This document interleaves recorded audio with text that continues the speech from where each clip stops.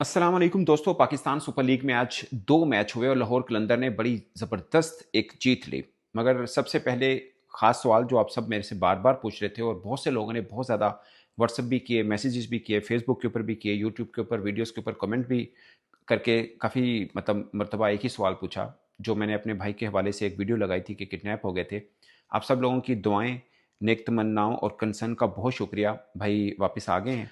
बात और करते हैं दोस्तों पीएसएल के मैच की। शुरू करते हैं लाहौर कलंदर के मैच, अगरचे बाद में हुआ बट उस मैच से शुरू करते हैं।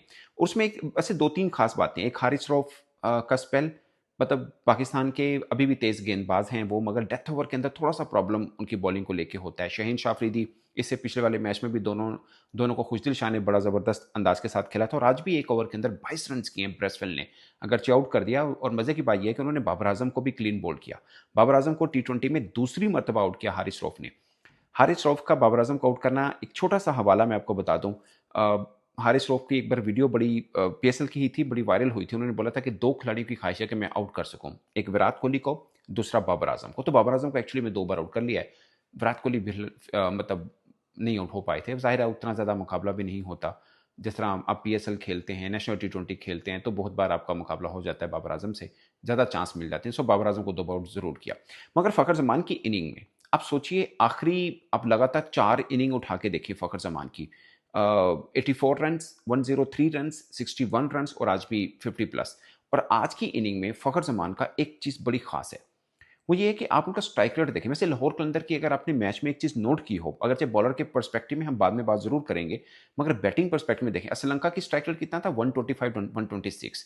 नईम ने छोटी इनिंग खेली, 125-6 की उन्होंने भी स्ट्राइक रेट खेली। फ़खर ज़मान ने जो पूरे मैच को कैरी किया, फिनिश तक लेके गए, उन्होंने भी 125 126 की स्ट्राइक रेट के साथ, यानी अब 200 रन्स दोनों मैचेस में, बाय द वे पीएसएल में के दोनों मैचेस में ऑलमोस्ट 200 रन्स चेज़ हुए हैं। और फ़खर ज़मान ने कहीं पर भी पैनिक नहीं खेला। आराम से 126, नो डाउट उसमें अब्दुल्ला शफीक की छोटी कैमियो इनिंग तगड़ी थी, सिकंदर रज़ा की कैमियो इनिंग तगड़ी थी। आप ये सब बातें कह सकते हैं कि यार वो नीचे से आए, सैम ने नीचे से आके 7-8 बॉलों में तेज़ इनिंग खेल दी, वो वहाँ से कम्पेंसेट ज़रूर हो गया। बट पॉइंट ये है कि जब आप पैनिक नहीं होता ड्रेसिंग रूम में, आप स्मूथ एक बंदा खेलकर मैच को लेके जा रहा हो, तो 200 रन्स भी चेज़ करना कोई मुश्किल नहीं होता। वो अलग बात है कि आईपीएल में आज ही के दिन 265 रन्स भी चेज़ किए हैं। भारत की फ्रेंचाइज जो पंजाब किंग है, बड़ी धांसू तरीके से खेल रही है। उसकी खास वजह उनका कप्तान श्रेयस अय्यर भी हैं, उनका विकेट कीपर प्राप सिमरन भी है। मतलब उस पर हल्का सा हवाले से बात कर लूंगा, बट वहां 265 रन चेज किए 19वें ओवर में। मतलब ऐसी 6 ओवर के अंदर 116 रन बना दिए थे उन्होंने, 6 ओवर में 116 रन। सो ठीक है, 200 रन चेज हो गए हैं, 125 की स्ट्राइक रेट के साथ भी चेज हो सकते हैं। मैं खुद इसको एडवोकेट भी कर रहा हूं। बट मैं एक और बात कहूंगा कि जहां पे बैटिंग ट्रैक है और जहां पे 125-27 के स्ट्राइक रेट के साथ खेल के भी 200 चेज करने जा रही हैं, तो वहाँ पे थोड़े रन भी कम है, मुझे ज़्यादातर पे लगता है। पेशावर अगरचे इस पूरे पीएसएल में बहुत ज़बरदस्त खेला, फर्स्ट टाइम उनको शिकस्त हुई, मगर पेशावर एक रिकॉर्ड तोड़ सकता था पीएसएल का, मुल्तान सुल्तान का। जब रिजवान मुल्तान सुल्तान के कप्तान होते थे 2022 में, उन्होंने लगातार 9 मैचेस जीते थे। इन्होंने 8 जीते और एक अब ये लाहौर से हार गए हैं। और लाहौर का रास्ता बन गया। बाय द वे, अभी तक पेशावर, मुल्तान और इस्लामाबाद, ये 3 कंफर्म है जो प्लेऑफ की जा सकती हैं। अब लाहौर का देखना है। लाहौर के पास चांसेस बहुत ज़्यादा हैं, क्योंकि अब हैदराबाद एक बड़े मार्जिन से पिंडी को हराएगा तो उनके चांस बन सकते हैं। अदरवाइज लाहौर का चांस सीधा है। अगर हार गया हैदराबाद तो सीधा लाहौर जाएगा। अगर हैदराबाद जीतता है तो फिर देखा जाएगा किस परसेंटेज के साथ, मतलब पॉइंट्स के साथ जीता है, रन्स के साथ जीता है एक्चुअली में, फिर उनका डिसाइड होगा। बट लाहौर का ब्राइट चांस लग रही है कि वो आगे चला जाएगा। कराची बहुत अच्छे अंदाज के साथ खेला, उनके मैच में बाद में ज़रूर आएंगे। सो फ़खर ज़मान की मैं बात कर रहा था कि इतनी स्मूथ इनिंग के साथ भी उन्होंने मैच को फिनिश किया। ये बहुत खास बात है। अच्छा, इसमें बीच में स्पोर्ट मिली। सिकंदर रज़ा ने 11 बॉलों के ऊपर 29 रन किए, 263 का स्ट्राइक रेट के साथ। 270 के साथ सैम्स, मतलब शुरू में जो खेले थे बहुत तगड़ा खेले। 227 के स्ट्राइक रेट के साथ खेले थे अब्दुल्ला शफीक। सो ये 2-3 200 वाले स्ट्राइक रेट जब मिल गए तो ऊपर से कंपनसेट हो गया। बट मैं भी चाह रहा हूँ कि मैं वैसे ही चाहता हूँ कि आईपीएल हो या पीएसएल, या जहाँ पे भी टी20 क्रिकेट हो रही है, 170-80 रन वाले मैच होने चाहिए, जहाँ पे बॉलर के लिए भी इक्वल चांस हो। आज क्या हुआ, जब बॉल बाहर चला गया, बाबर आजम बहस पे अंपायर से हो रहे थे कि ये 3 ओवर पुराना बॉल है तो हमें 3 ओवर पुराना बॉल ही मिले, आप नया बॉल क्यों दे रहे हैं। सो ऐसी पिचेस के ऊपर ये बॉल भी बहुत मैटर कर रहा होता है, बट पॉइंट मेरा ये है कि पिचेस ऐसी होनी चाहिए जहाँ पे 170 180 रन बन रहे हो, ताकि बॉलर्स का गेम भी देखने को मिल जाए, ये ना वन साइडेड हो। खासकर आईपीएल में तो बहुत ही वन साइडेड होता है, पीएसएल में कुछ बॉलर्स के लिए ये जरूर रह जाता है, मगर इतना नहीं रहता। एक फेयर कॉम्बिनेशन कंपटीशन होना चाहिए बिटवीन बॉलर्स और बैट्समैन, वो मुझे लगता है कि वो नहीं मिल पा रहा होता। सो ये है। अब आते हैं हारिस रऊफ पे। आज फिर हारिस रऊफ ने ब्रेसवेल से आखिरी ओवर में 22 रन खा लिए। अब मैं हारिस रऊफ का मैं आपको बताऊं टाइम पीरियड 2021-22 का, शायद आप लोगों के जहन में ना हो। 2021-22 में हारिस रऊफ सिर्फ पाकिस्तान के नहीं, वर्ल्ड में बेस्ट डेथ ओवर बॉलर थे 2021-22 में। उसकी दो वजह थी, एक ये कि उनका यॉर्कर बहुत परफेक्ट होता था, दूसरा स्लो वन उनका बड़ा ज़बरदस्त था, बड़ा डिसीविंग था। उसकी एक वजह ये भी थी कि वो 146 147 150 भी डालते थे, और उसके बाद जब वो 115-20 पे आते थे तो नहीं पकड़े जाते थे। अब वो 146 45 अब भी कर लेते हैं, मगर ज़्यादातर 140 से लेस या 140 के करीब करीब हैं। उसके बाद 120 के पास स्लो वन आते पकड़े जाते हैं। वैसे भी प्रिडिक्टेड शायद हो चुके हैं कि वो स्लो वन करेंगे और पकड़े जाते हैं। दूसरा, यॉर्कर इतना शार्प उनका नहीं रहा जितना 2021-22 में था। उसकी वजह एक एज भी कह सकते हैं, या शायद उसको अब ज़्यादा ट्रेनिंग करना है यॉर्कर को अपने कैसे परफेक्ट करना है। बुमराह का भी यही पेस होता है, मगर उनका यॉर्कर ऑलमोस्ट अनप्लेबल होता है क्योंकि ब्लॉक होल एग्जैक्ट हिट होता है। खुशदिल के खिलाफ जब हारिस रऊफ ने बॉल की, वो भी देख लें फुल टॉस हुआ। यहाँ पर भी जब डेथ ओवर में यॉर्कर के पास आते हैं तो एक्यूरेसी नहीं हो पाती हारिस रऊफ की। वो शायद अगर ले आए तो पेस इतने पेस के साथ आप यॉर्कर करेंगे तो आसानी नहीं रहती कि आपको डेथ ओवर में कोई मार दे।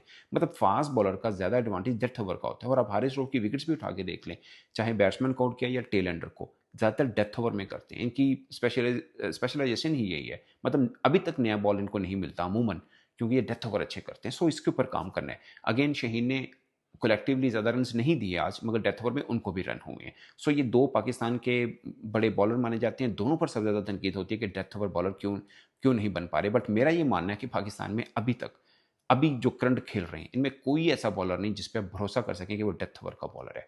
शायद ऑन एंड ऑफ कोई बॉलर अच्छी बॉलिंग कर लेता हो। जमान खान मुझे लगे थे कि शायद डेथ ओवर के अच्छे बॉलर बन सकते हैं, बट वो इंजरी से झूल रहे हैं, वो खेल नहीं पा रहे हैं। सो ये वाला मामला हुआ है। अब आते हैं दोस्तों, कराची किंग ने उनके कप्तान वार्नर और हेंड्रिक्स की खूबसूरत बल्लेबाजी से उन्होंने शिकस्त तो दे दी कोयटा को, बट रास्ता आगे नहीं बन पाएगा। और कोयटा के बारे में मैं कहूँगा ये बदनसीब टीम है। बिल्कुल जब हारने बिल्कुल बाहर होने वाली, बाहर होगी खैर, बट बाहर होने वाली जब थी तब इन्होंने अपना कॉम्बिनेशन थोड़ा बेहतर करने की कोशिश की है, बट पानी सर से गुजर चुका था। मुझे लगता है कि जो अब अगरचे दोनों सिफर पे आउट हुए, ख्वाजा नाफी और शामिल, बट ये बनता है इनका शुरू से ही, आपको इनको ही ऊपर रखना है दोनों को। तो दूसरी टीम के ऊपर अटैक इससे बेहतर नहीं हो सकता कि अब ख्वाजा नाफी और शामिल हुसैन ऊपर से बैटिंग कर रहे हो तो मुखालिफ टीम के ऊपर दबाव क्यों ना बने। अगरचे दोनों सिफर सिफर पर आउट हुए, बट पूरा कैरी करके आते तो उनकी टीम डिफरेंट बन सकती थी। अगरचे अबरार और उस्मान तारिक दोनों को बहुत रन हुए और पूरे पीएसएल में उस तरह की बॉलिंग नहीं कर पाई जिस तरह का उनके ऊपर भरोसा था। पिछले मैच में तो सऊशकिल ने प्रेस कॉन्फ्रेंस में भी ये कह दिया था कि उस्मान तारिक को कुछ करना पड़ेगा अपनी बॉलिंग में मजीद निखार लाने के लिए, क्योंकि अब इजीली वो रीड हो रहे हैं। वो जो रुक के बॉल करते हैं खासकर पाकिस्तानी बैटर्स, तो उनको आराम से खेल रहे हैं। सो उनको अपना कोई दूसरा फार्मूला लेके आना पड़ेगा। ये बात सच है, सऊशकिल के भी और उस्मान तारिक भी ऑफकोर्स इधर से बहुत तगड़े हैं। वो भी इन चीज़ों को सोच रहे होंगे कि मैं दोबारा कैसे अपना वो जादू को ला पाऊँ। मिस्ट्री स्पिनर का यही होता है, आपको एकदम लगते हैं अनप्लेएबल, लेकिन जब कोई समझ ले उनको तो बड़ी आसानी के साथ भी खेलता है। मेंडस की एग्जांपल हमारे सामने है, जो किसी से नहीं पकड़े जाते थे। जब उनकी मिस्ट्री पकड़ी गई तो वो फिर किसी के सामने खड़े नहीं हो पाए थे। सो उस्मान तारिक को ये देखना है कि कैसे लेके चलना है। अदरवाइज जब पीएसएल की टीमें बनी थी, मुझे कोयटा की टीम एटलीस्ट इतनी बुरी नहीं लग रही थी कि वो प्ले ऑफ में नहीं जाएगी। ईमानदारी की बात है, जिसके पास अबरार हो, उस्मान तारिक हो, उनका बनता है आगे जाना। ख्वाजा नाफे के ऊपर कितना था, कहीं मैच में नजर नहीं, किसी किसी में भी नजर नहीं आई। 8 मैचेस में 77 रन हैं ख्वाजा नाफे के। सो उनको भी देखना है कि अपने आप को, नो डाउट उनको उनकी टीम ने भी गलत इस्तेमाल किया by the way, her number पे घुमाया, बट जिस भी नंबर पे बारी मिल रही है एटलीस्ट आप इतना बुरा नहीं खेल सकते जितना बुरा आप खेले हैं।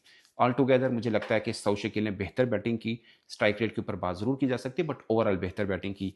बाद में रॉयल रोसो भी थोड़े बेहतर तरीके से आए, बट अगर आप कोयटा से मेरे से पूछेंगे तो मुझे लगता है कि शामिल हुसैन ने थोड़ा बेहतर खेल पेश जरूर किया था। सो दोस्तों, इस पर आप अपनी राय कमेंट के सूरत में जरूर बताइएगा। मेरी तरफ से इतना ही। और नंबर 1 के ऊपर पेशावर है, नंबर 2 पे कौन सी होनी है वो डिसाइड करेगा कल का मैच के मुल्तान और इस्लामाबाद में कौन जीतता है, वो नंबर 2 पे रहेगा। But at the moment Multan is at number 2, और फिर ये भी डिसाइड हो जाएगा कि लाहौर जाएगा या नहीं, क्योंकि अगर हैदराबाद बड़े मार्जिन से जीत जाता है पिंडी से, फिर लाहौर का रास्ता खत्म हो जाएगा। बट अपेरेंटली मुझे अभी ये लग रहा है कि लाहौर ही है। अब अपनी राय कमेंट की सूरत में जरूर आएगा। मैं तो से इतना ही, इजाजत दीजिए, अल्लाह ने के बाद।